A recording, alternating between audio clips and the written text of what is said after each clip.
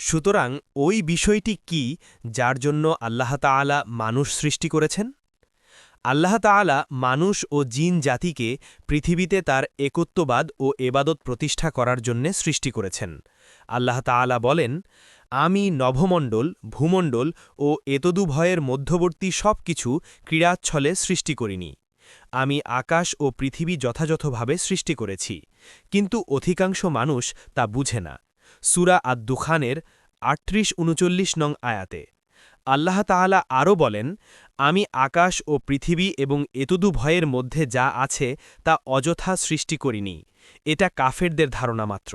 সূরা আস-সোয়াদের ২৭ নং আয়াতে আল্লাহ তাআলা বলেন, আল্লাহ আকাশ ও পৃথিবী যথাযথভাবে সৃষ্টি করেছেন এবং যাতে প্রত্যেক ব্যক্তি তার উপার্জনের ফল পায় তাদের প্রতি জুলুম করা হবে না। সূরা জাসিয়ার ২২ নং আয়াতে আল্লাহ তাআলা আরও বলেন, আমি জিন এবং মানবকে কেবল আমার এবাদত করার জন্যে সৃষ্টি করেছি। সূরা জারিয়াতের ৫৬ নং আয়াতে।